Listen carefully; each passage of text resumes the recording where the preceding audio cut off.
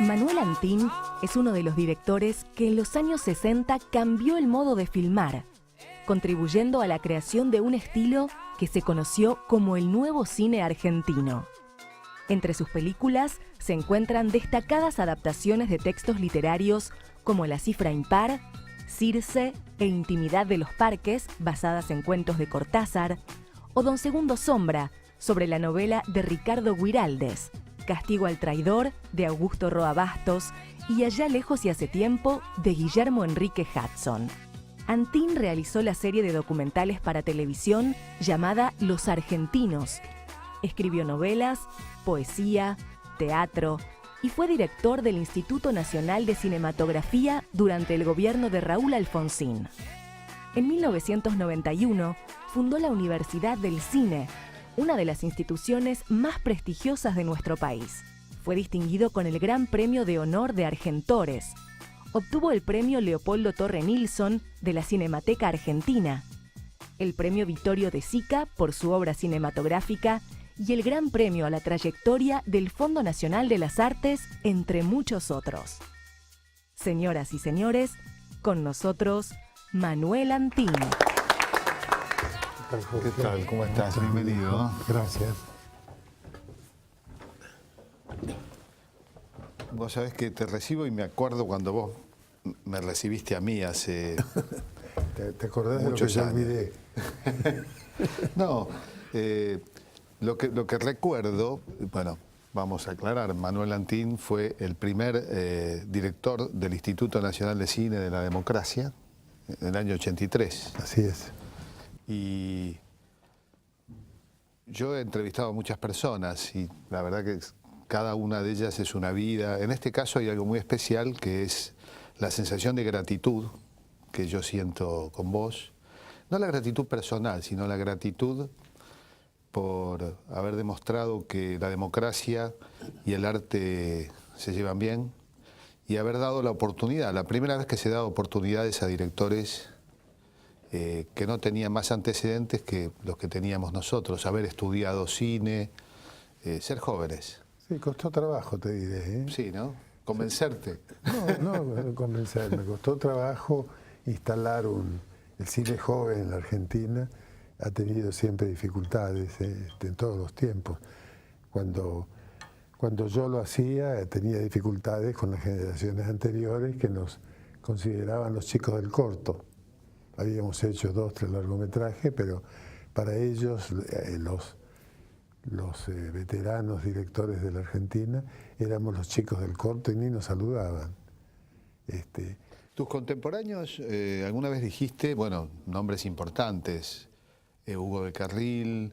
¿Contemporáneos míos? Contemporáneos, quiero decir, vos dirigías cine cuando ellos dirigían, ellos ya estaban de vuelta, claro, vos bueno, empezando, de ¿no? Mares, No de edad.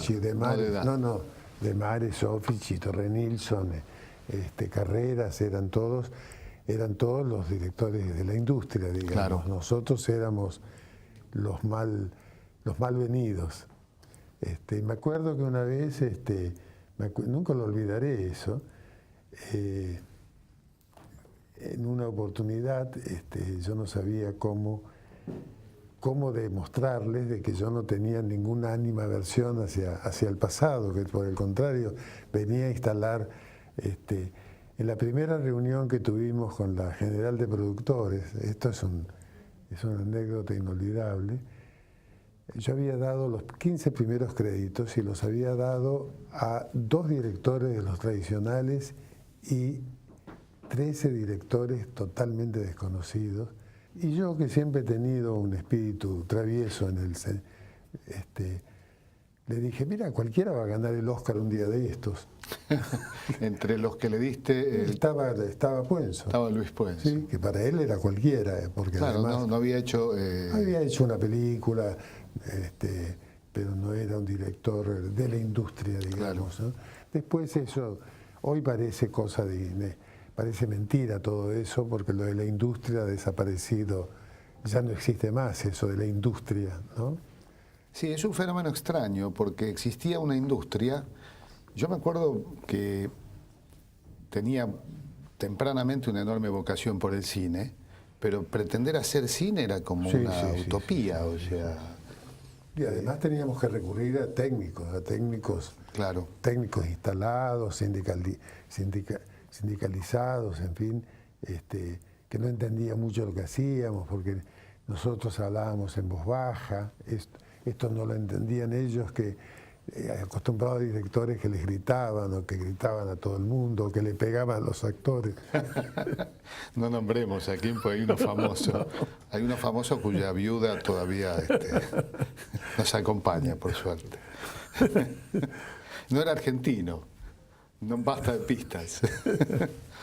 Creo que si le preguntás a la Mari sabemos de quién estamos hablando. Bueno, vamos a ir un poquito más allá. Bien. Digamos, decíamos que decir, bueno, quiero ser director de cine era muy difícil, incluso encontrar un lugar donde estudiar cine. Prácticamente había... No existía. ¿Cómo fue tu comienzo? ¿Cómo te planteaste? Yo sé que vos eras o sos escritor, no sé si se deja de ser escritor.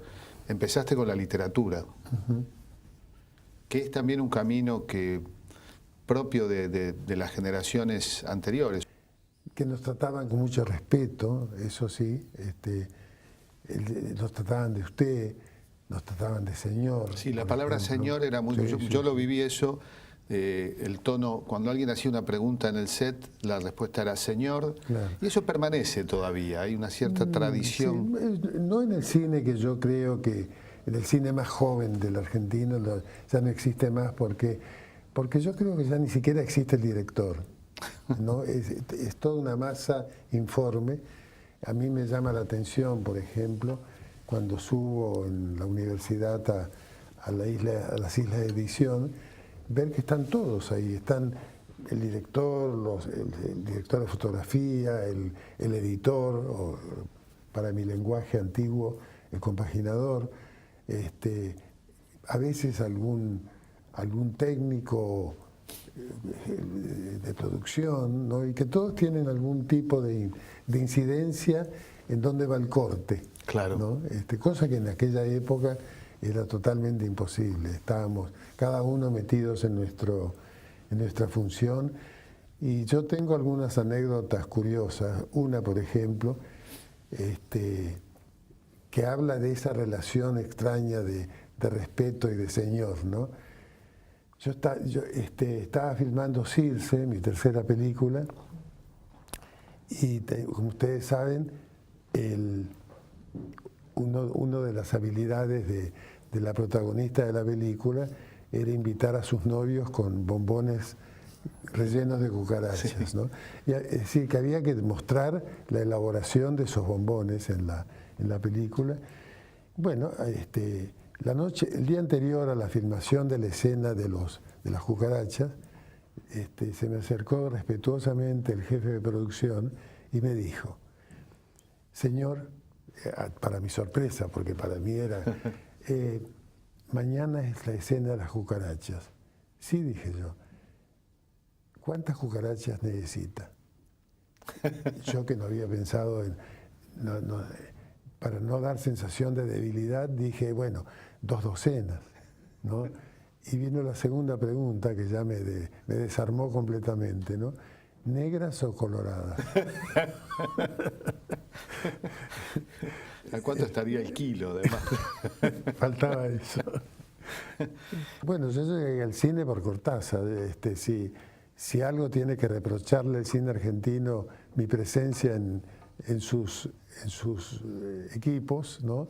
Es a Cortázar, que fue el autor. En mi caso te lo reprocho a vos y punto. En verdad, yo siempre he querido ser escritor. Es una cosa que no he podido ser, que escribía, etcétera, pero nunca tuve ningún tipo de posibilidad de edición.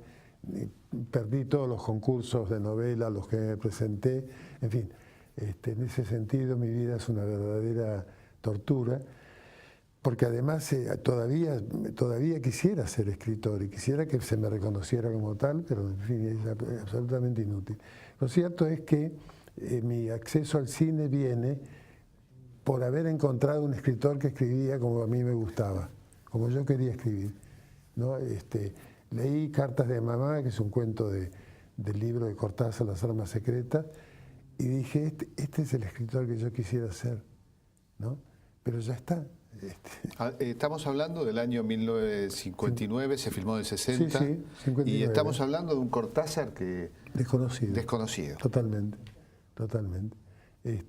Y tan desconocido que, salvo los profesores de literatura, el libro yo lo conseguí en la biblioteca de un amigo que era profesor de literatura precisamente. Y cuando pensé que esto ya estaba escrito y que para mí era irrepetible la posibilidad de escribir eso, decidí plagiarlo, ¿no? La manera perfecta. La manera perfecta, la manera más ética, digamos, era convertirlo en otro lenguaje, y de ahí pasé al cine, ¿no?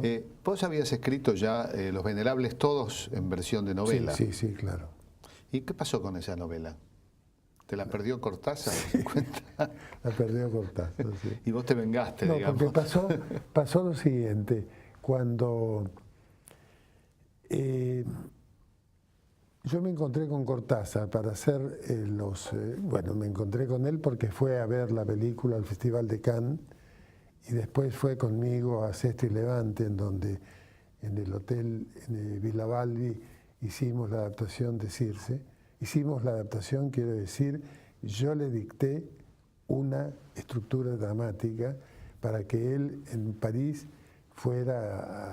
volviera, hiciera los diálogos y me los enviara. Estamos hablando de Circe. De Circe. En Circe trabajaste con él. Sí, en Circe. Porque en Cartas de Mamá... No, trabajé con Antonio Ripoll, que era el compaginador, y con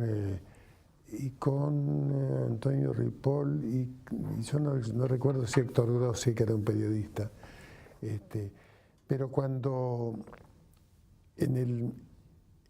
yo nos encontramos en Italia, y cuando él vio en Cannes Los Venerables Todos, no entendió algunas cosas, ¿no?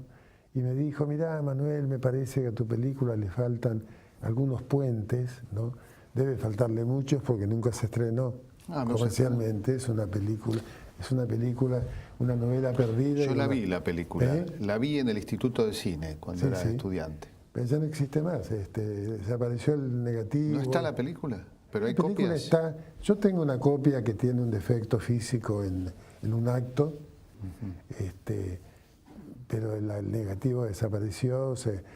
Creo que se lo llevaron los fabricantes de peines cuando cerró Alex, ¿no? Porque todo el material que no fue retirado del laboratorio fue... Yo perdí algún negativo también. Sí, claro. Bueno, cuando nos encontré, me gustaría ver la película, me gustaría leer la novela, me dijo Cortázar. Entonces yo le presté el manuscrito, que era lo único que tenía. Después él se fue a Viena para su trabajo de intérprete de la UNESCO, y después me escribió una carta diciéndome que lamentaba mucho, pero que se había olvidado la novela del hotel. ¿No hiciste fotocopia, digamos? No tenía nada, En esa época no existía, casi te diría, no quiero que ustedes tengan una idea muy avejentada de mí, pero casi ni existía el papel carbónico. No, es post-Gutenberg esto, ¿no? Es post-Gutenberg, apenas post. No, existían las fotocopias, yo recuerdo haber visto... No, fotocopias no. Sí, pero existía la fotocopia... No, la fotocopia, me dice el mimeógrafo, el director. Existía un sistema de fotocopiado que se hacía en la calle Lavalle y que se hacía con una especie de gelatina. Sí, muy sofisticado. Y que las copias eran azules. Para un joven sí, claro, pobre director de cine. Claro. Bueno, lo cierto es que él perdió eso, y yo tuve la oportunidad de la revancha. Esto lo he contado algunas veces, porque cuando él me mandó los diálogos de Circe desde París con un amigo, junto con eso me mandó una cinta magnética con comentarios divertidos que hacía él durante la escritura del diálogo, y me mandó los originales de Rayuela. Y ahí vino mi gran tentación, porque yo le escribí diciéndole, mirá Julio, en realidad debería cobrarme la novela que me perdiste y esta novela llevársela al editor como vos querés, pero como mía. Porque él me la mandaba para que yo se la llevara a Paco Porrúa, que era el editor de Sudamericana. Bueno, estamos casualmente, no hay casualidad, este año Cortázar ya hubiera cumplido, 26 de agosto, 100 años. Pero no estamos hablando de Cortázar, estamos hablando de y con Manuel Antín, donde Cortázar es uno de los temas. Vamos a un corte y seguimos conversando. Bien.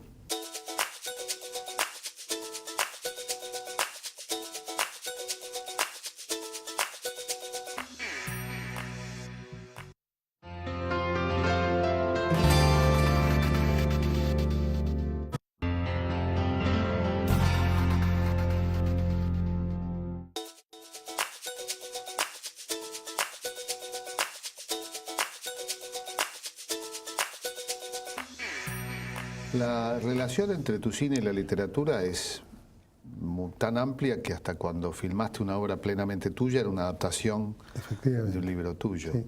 Has adaptado a muchos autores. De Cortázar tenés una trilogía. Sí, una trilogía de 4 cuentos, ¿no? En 3 películas, obviamente. 3 películas. Sí, filmé Cortázar, filmé Roabastos, filmé Hudson, Guiraldes. Nunca hice una película con guión original de cine, ¿no? Siempre fueron adaptaciones de obras literarias. Mi última película, por ejemplo, que se llama La Invitación, es una novela de Beatriz Guido, que fue la última de mis adaptadas al cine. La primera de tus películas fue Cartas de Mamá. Cartas de Mamá.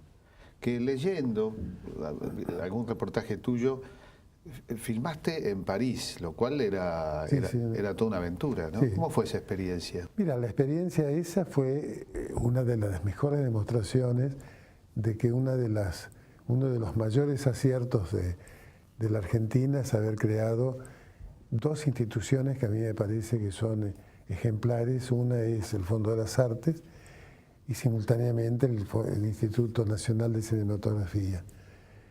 Aquel instituto fue el que facilitó el acceso al cine de gente que nunca había hecho cine, toda mi generación, y de creer en ella además, porque presentarse al instituto sin ningún antecedente cinematográfico, solamente con un libro de un autor no demasiado conocido, con un elenco que respaldaba el proyecto. Lautaro Murúa, María Rosa Gallo, Leonardo de la Vega, Sergio Renán, en fin. Esto es, casi diría que la causa de este elenco era precisamente el darle volumen al proyecto. La adaptación me viene a la cabeza Serrisani, ¿puede ser? Serretani.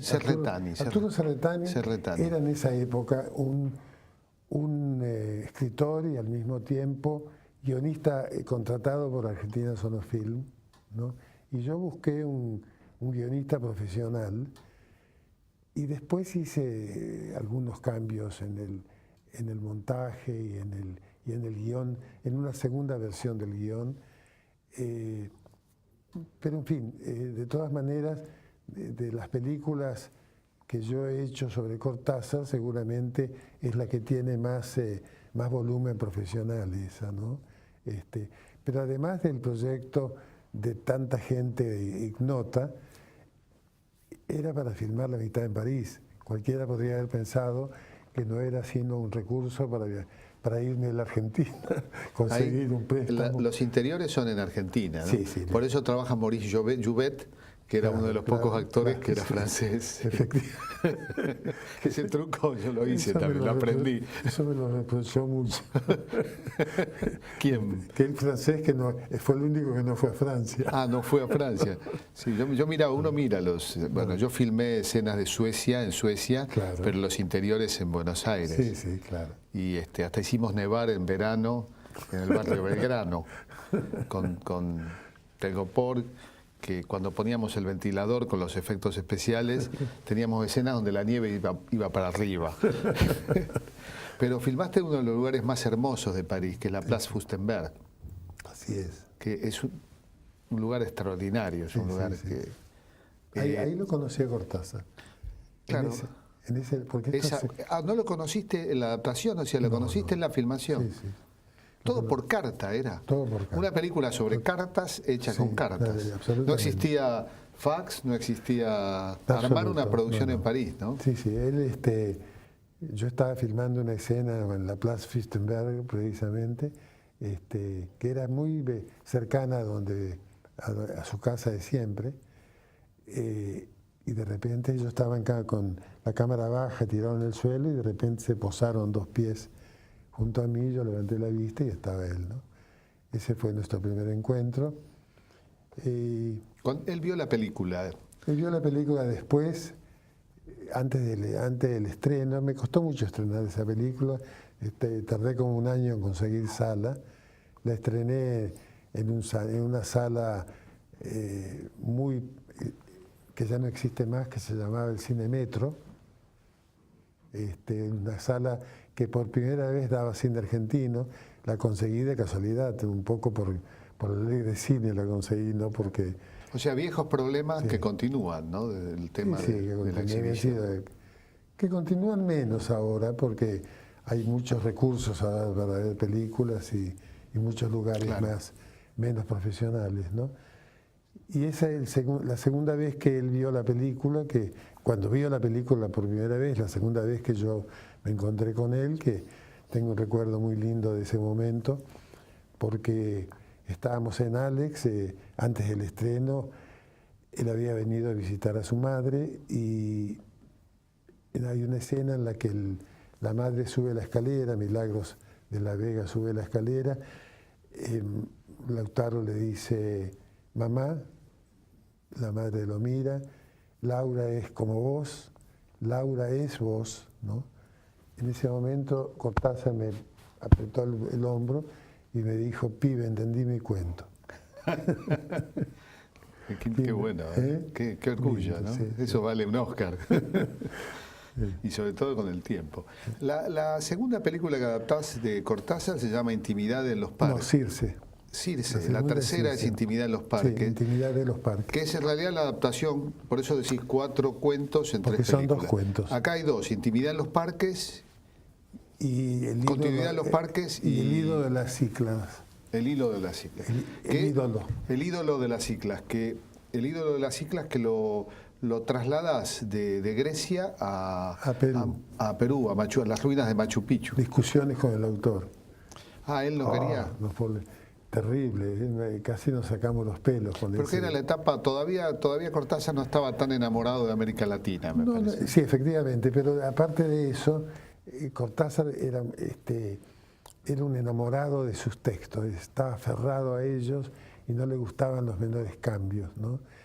Y ahí se producía un cambio que desde mi punto de vista, y yo se lo dije muchas veces, era una discusión metafísica, porque él me decía, las Cícladas son unas islas de Grecia y el ídolo es de mármol porque es Grecia. En cambio vos vas a ir a la piedra, que es Machu Picchu, que no tiene nada que ver con Grecia ni con islas. Eso discutíamos mucho. Yo le dije, mirá, no, la primera película que hice yo fue en mitad en París. Si ahora voy al instituto a decir que voy a Grecia, me van a colgar de los tapones, ¿no? Así que lo convencí. La película se resintió mucho y de todas mis películas, si yo tuviera que borrar alguna, la borraría esa, porque es una película que Cortázar de alguna manera tuvo razón y le tiró una maldición definitiva, porque en aquellos tiempos filmar no era como ahora, que uno tenía un aparatito, ahí armaba casi la película en la cámara, sino que había que esperar el laboratorio, revelarlo. Yo hice toda la filmación sin ver el material. Sin ver el material y en distintas alturas, porque filmé en Cusco, filmé en Machu Picchu, Machu Picchu, la altura nomás. Flores de Lima.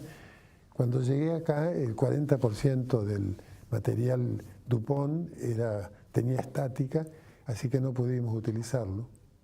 De manera que yo, como el cine es algo irrenunciable, uno puede tirar sus novelas, sus poemas, sus textos, nadie se entera, pero el cine es una actividad colectiva que no se puede tirar. Es un compromiso con otros, ¿no? Así que tuve que armar la película con lo que me quedaba, sin poder retomar nada. Raval se había vuelto a España, nosotros ya no estábamos en Machu Picchu, de manera que, en fin, hicimos, y por eso la película está más llena de defectos que las otras, ¿no? De cualquier modo, Continuidad en los parques es uno de los cuentos más filmados por Cortázar, sobre todo en cortometrajes. Se presta mucho a la adaptación por la traslación del relato Cortázar es el escritor más frecuentado por directores de cine. Incluso Antonioni, Godard. Godard filmó Weekend, que es la Autopista del Sur, ¿no? Un maravilloso cuento de Cortázar. Además, Cortázar siempre tuvo una gran...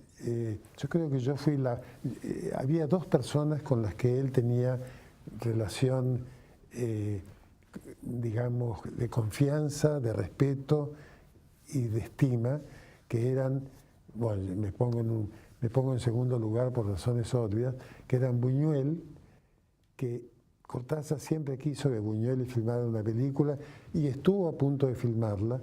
Lo que sucede es que no consiguió los capitales, Buñuel. Iba a filmar un cuento de Cortázar, cuyo título no recuerdo, pero es un conjunto de mujeres que asiste a un concierto, y cuando termina el concierto, las mujeres fascinadas por el director se lo comen, ¿no? Buñuel se enamoró de este cuento. Razón, es muy buñuelesco.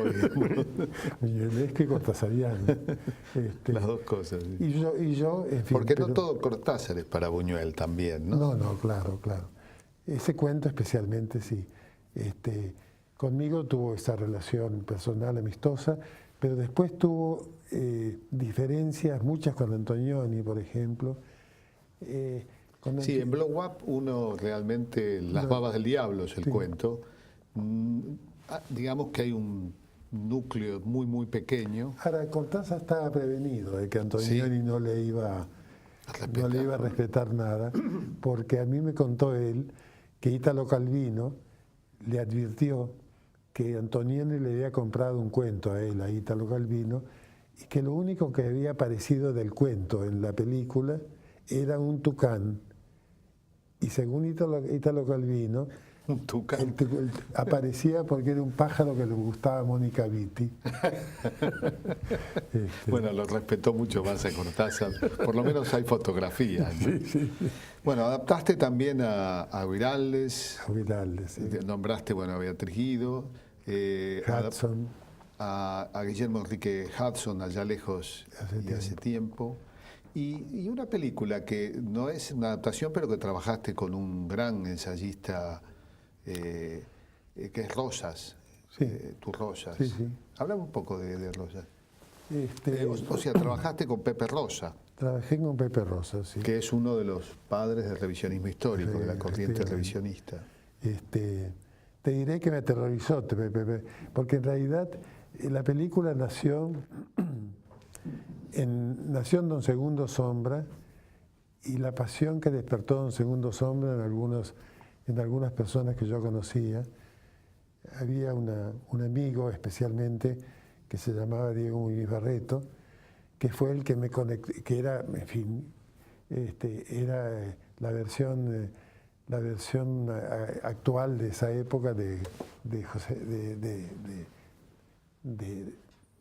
Juan Manuel de la Rosa, de José María Rosa, que era una especie de Juan Manuel convertido en historiador, porque era extraordinario, como la pasión, casi diría enfermiza, que sentía Pepe Rosa por Juan Manuel de Rosas, era tal que Yo me acuerdo cuando estábamos haciendo la adaptación, un día me aterrorizó Pepe Rosa, porque cuando llegué me dijo: "Oye, Manuel, se me acaba de ocurrir una escena maravillosa. Te la cuento como acabo de soñarla", me dice Pepe, ¿no? Viene Juan Manuel a caballo por el borde del Salado y de pronto ve del otro lado un chico de unos 11 años que estaba por cruzar el Salado. Entonces Juan Manuel le dice: "Cuidado, no cruces por ahí, por allá hay un vado, cruza por ahí". Y entonces el chico da vuelta, se acerca a Juan Manuel, que estaba subido a caballo, y le dice: "¿Cómo, de dónde sos vos?". Y el chico le dice: yo soy un agregado de la estancia de don Gervasio, el hermano de Juan Manuel. "Bueno, decirle a mi hermano Cardo", esta era la escena que me contaba Pepe, "decirle a mi hermano Cardo que no mande chicos sonsos a ahogarse al cohete. ¿Cómo te llamas?". "Bartolomé Mitre, señor". ¿Te imaginás el diario La Nación después? A mí me aterrorizó Pepe con ese relato, y entonces busqué una segunda oreja, digamos, ¿no? Un segundo asesor. Pero Bartolomé Mitre, sí, era joven cuando Rosas era... Claro, la edad da. Además, según parece, Sí. según supe después, la escena Era cierta. Era cierta. Pero además, bueno, cuando hicimos la película, cuando terminamos el guión, yo me acerqué a un historiador también rosista, pero de la otra versión de Rosas, porque Rosas tenía 12 puntos de vista, ¿no? Tenía el punto de vista de Pepe y el punto de vista aristocrático, ¿no? Sí, del nacionalismo, claro, elitista o oligárquico, como se suele decir. Yo me acerqué a un historiador. Los Anchorena, por ejemplo. Claro.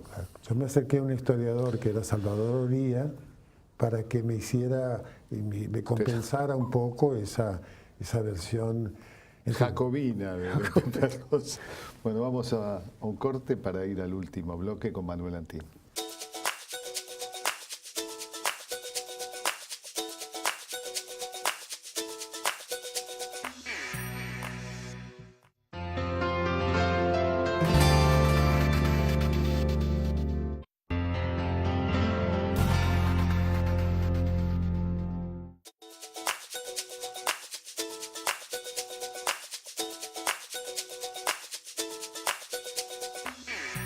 Seguimos conversando con Manuel Antín.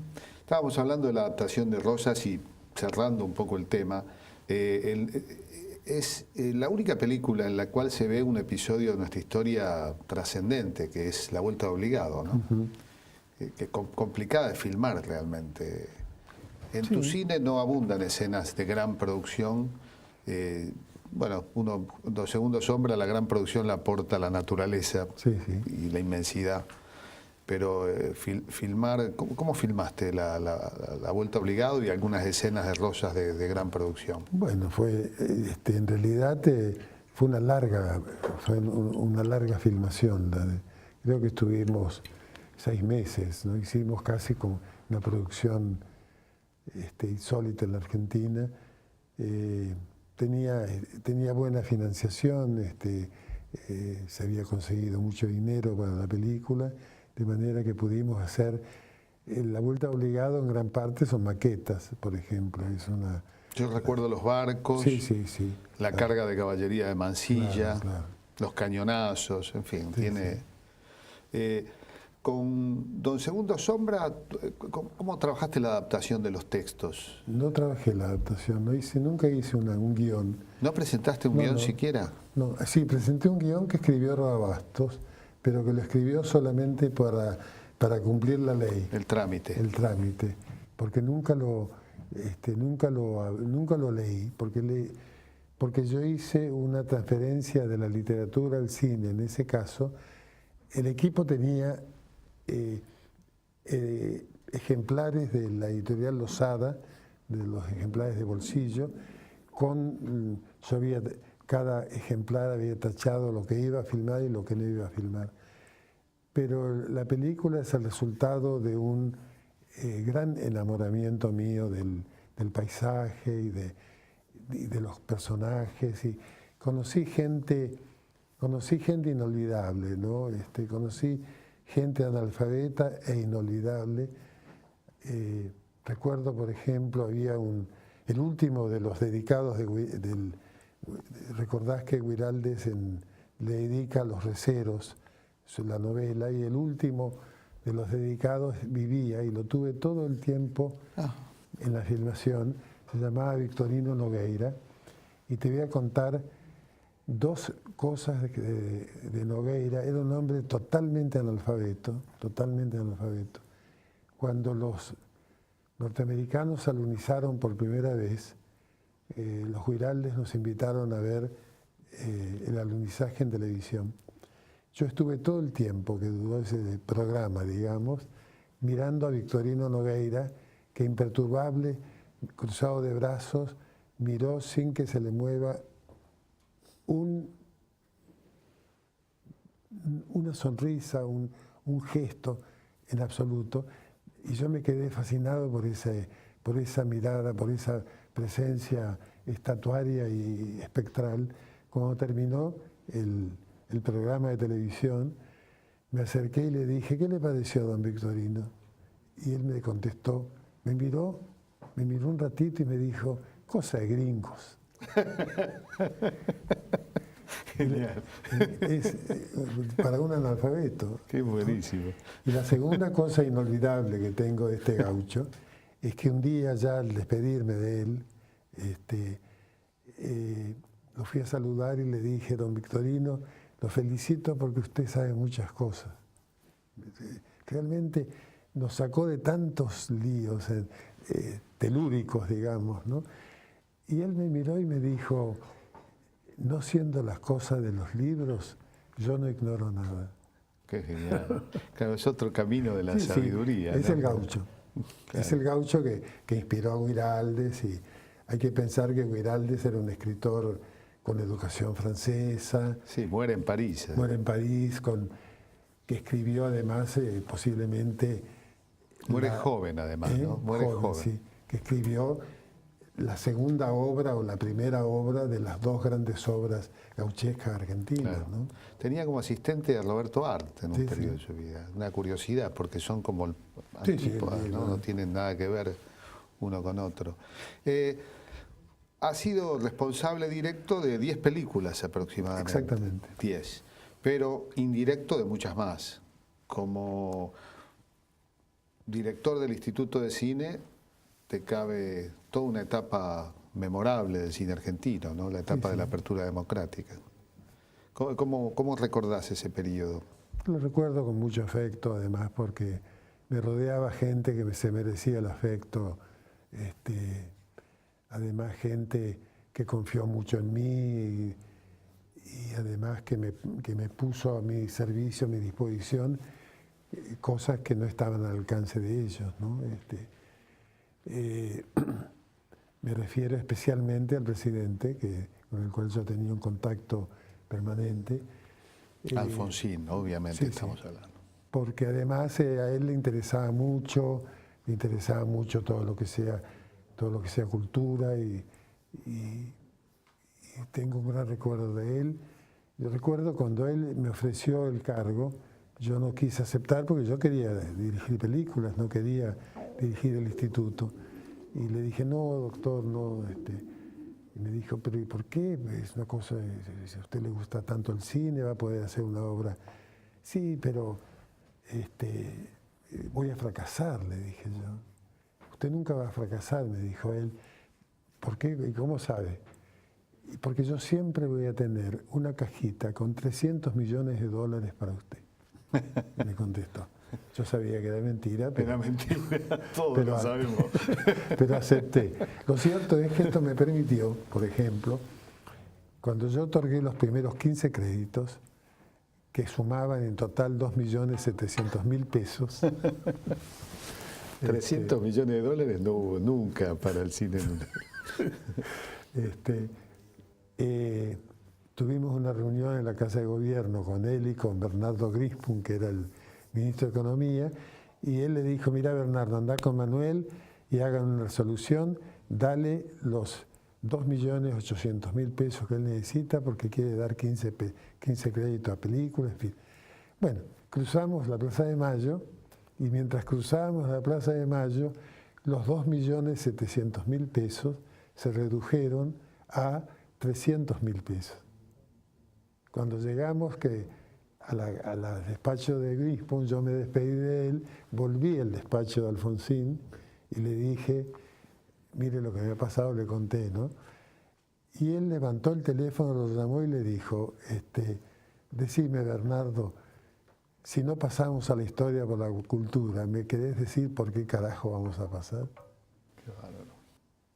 Y ahí vinieron los 2.700.000 pesos, los 15 créditos y el principio de una etapa que realmente fue muy linda porque hubo muchas películas, muchos premios. Hay que recordar que estamos hablando de un periodo anterior a la ley de cine, que es la que luego, ya existía de alguna manera una ley, pero no la que luego daría fondos autárquicos al cine. Sí, dependía directamente del... Y la segunda responsabilidad, antes de ir a alguna pregunta, luego de tu paso por el Instituto de Cine, fundaste la primera escuela privada de cine, que es la FUC, la Fundación Universidad de Cine, que también, digamos, es verdaderamente un semillero de... Sí, pero es la consecuencia. En la historia se van sucediendo episodios que tienen relación muy estrecha, ¿no? Porque cuando terminó el gobierno de Alfonsín, lo primero que hice yo, porque en fin, renunciaron todos menos yo, y porque me dijeron que yo tenía que esperar, en fin, un día lo llamé y le di a Alfonsín y le dije: Raúl, no se vayan, no me dejen acá. Acuérdense. Bueno, lo cierto es que... Como el japonés de la isla, que no le avisaron que había terminado la guerra. Yo terminé, tuve miedo de que conmigo uno siempre tiene miedo de que con uno termina la humanidad, ¿no? Que conmigo se terminara todo ese cine nuevo que había aparecido ese cine nuevo que tenía mucho que ver con el 60 también. Claro, porque vos sos de la movida del nuevo cine de los 60 y padre desde el Estado. Pero porque el nuevo cine del 83, de los 80, tiene mucho que ver con aquel cine de los 60. Sí, espacios de libertad y de apertura. Libertad, relación con la literatura, en fin, hay muchas cosas que los vinculan. Y tuve miedo que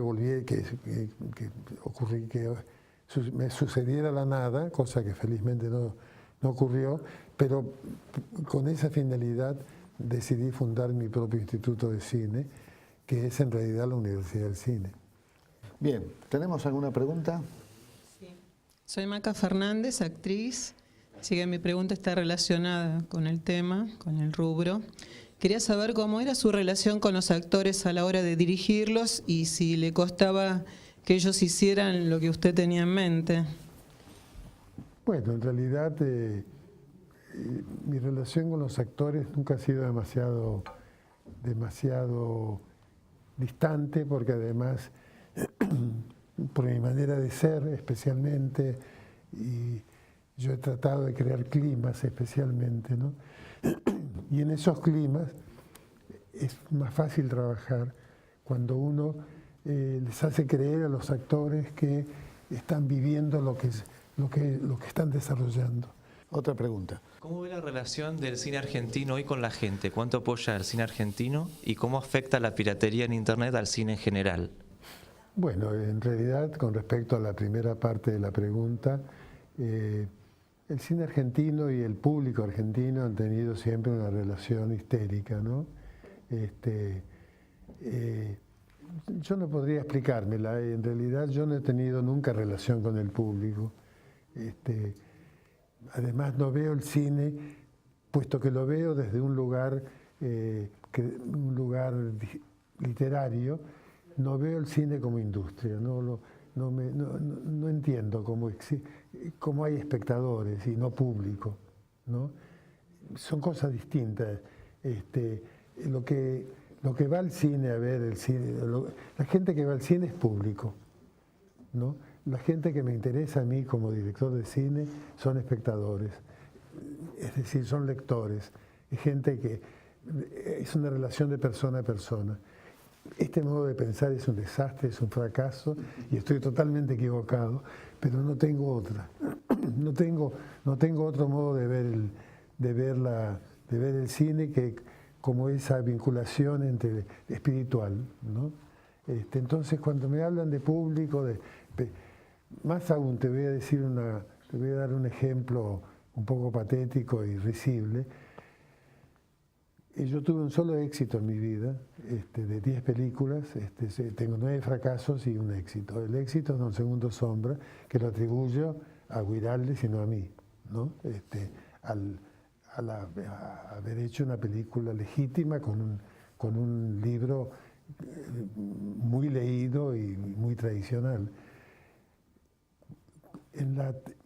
La película estuvo 13 semanas en carteleras y allá por la 5ª semana, yo estuve varias semanas tratando de preguntarle eso a mi mujer. Un día volvíamos del cine y le dije, decime Ponchi, ¿qué error habré cometido para tener tanto éxito, ¿no? Bueno, disculpame la respuesta a esta. La segunda es, la piratería es la condición humana. Mientras se desarrollen los nuevos formatos y sistemas más accesibles, etcétera, es muy difícil. Yo ya ni la llamaría, creo que ni podría llamarse piratería. Es un modo de ver el espectáculo, un nuevo modo, a través de las pantallas pequeñas. Yo, por ejemplo, no tengo televisor en casa, porque no puedo ver pantallas chicas. Yo si no veo el cine en el cine, con el público, no puedo verlo. Pero la gente no es así, lamentablemente. Entre las películas que hiciste, siempre inspiradas en obras literarias, ¿cuáles te quedaron pendientes? Yo lo sé, tengo un par de datos, pero me gustaría que vos lo cuentes. Hay una en particular, ¿no? Sí, Adán Buenos Aires, claro, me quedó pendiente. De Marechal. Sí. Yo Adán Buenos Aires lo heredé de dos cosas. En primer lugar, de mi relación con Leopoldo Marechal, que a pesar de que teníamos una gran diferencia de edad, fue una relación muy entrañable, y además él me dijo un día que le gustaría, si la película se hiciera, que la hiciera yo. Y siempre lo tuve como proyecto y siempre tropecé con dificultades políticas para hacerlo. Durante la época militar, por ejemplo, resultaba que el autor había sido peronista y entonces no se podían filmar cosas escritas por peronistas. Él mismo se autodefinía como el poeta depuesto. Sí, sí, efectivamente. Y después, cuando cambiaron las cosas, el peronismo que sucedió en aquella época no entendía a Marechal. No entendía la literatura de Marechal. Me parece que Marechal estaba como en otro... Él incluso fue funcionario de cultura. Sí, fue secretario. Pero es cierto, es atípico, secretario, ¿no? de cultura. Claro. Adán Buenos Aires, Megafono a la guerra, de pronto es una gran obra también. ¿Y qué otra historia te hubiera gustado filmar? ¿Estuviste a punto de filmar con Orson Welles, es posible? ¿O tuviste el proyecto de tener...? Sí. No filmé. Tengo una foto en mi oficina muy graciosa con Orson Welles, Rodolfo Kuhn, Héctor Olivera, en la que estamos todos así como si fuéramos todos iguales, ¿no? Y estuve por filmar, pero en aquella época el productor era un productor brasileño, quería filmar El Muerto, un cuento de de Borges que después... Olivera. Yo fui extra de esa película. Casi soy el muerto yo. Me tocó andar a caballo sin saber andar a caballo. 2 veces me pasó lo de... Una vez el muerto y otra, que no se pudo organizar por una razón que después enseguida la cuento. Que trabajó Paco Raval en El muerto de Olivera. Sí, en el de Olivera. Y después quise hacer la triste historia de la Cándida Heréndira y su abuela Desalmada, el cuento de García Márquez, en donde el personaje que hacía Orson Welles era el de la abuela, porque ya Orson Welles en esa época ya tenía una dimensión, ya era un monstruo, ¿no? Un hombre gordo. Un poco inflamado. Sí, estaba. muy inflamado. Y a quien yo había conocido, a mí me lo había presentado Glauber Rocha en Vía Véneto.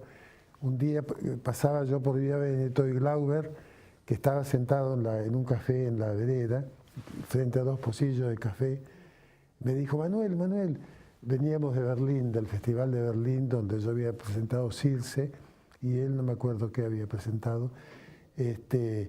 Vení, que te voy a presentar a alguien. ¿Estás con quién? Me dice, con Orson. ¿Orson qué? Welles, le dijo. Como si fuera... Ninguna de las 2 veces pude filmar la película, que por lo tanto no las filmé, porque los productores tuvieron dificultades de conseguir un seguro del Lloyd de Londres, que en esa época los actores los aseguraban en una compañía que se llamaba Lloyd, y como él tenía, en esa época Orson tenía 4 películas abandonadas, 2 como director y 2 como actor. Nadie confiaba en él. Nadie confiaba en él, un salvaje. porque ya estaba dedicado a la bebida. Director de grandes películas, Sí, por sí. supuesto, de una de las consideradas la mejor película de todos los tiempos, Así es. que es El Ciudadano. Así es. O sea que yo siempre empiezo preguntando, y acá terminamos, preguntando, ¿vos naciste? ¿En qué lugar naciste? Yo nací en Las Palmas, Chaco. Qué curioso, ¿no? Porque cada vez que encuentro un tipo bien aporteñado, bien cajetilla, nació en la Argentina profunda.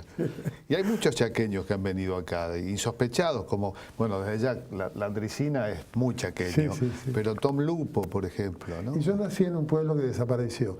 Hace poco tiempo estuve con un senador chaqueño que me dijo que Las Palmas ya no existe. Y además, una vez me pasó una cosa curiosa, y es que mi hijo estaba creo que en París, o en algún lugar, no me recuerdo ahora, y estaba en Las Palmas, en las Islas Canarias, y vinieron 2 periodistas de Madrid en avión, especialmente a hacer un reportaje, porque era hijo de un natural de Las Palmas. Y creía que... por una confusión de Google. Las Palmas. Y naciste, y te fuiste, y a Buenos Aires llegaste muy Cuando chico. me fui yo, se fue el pueblo conmigo. Bueno, entonces vamos a terminar el programa con unas palmas. Gracias. Muchas gracias. Gracias.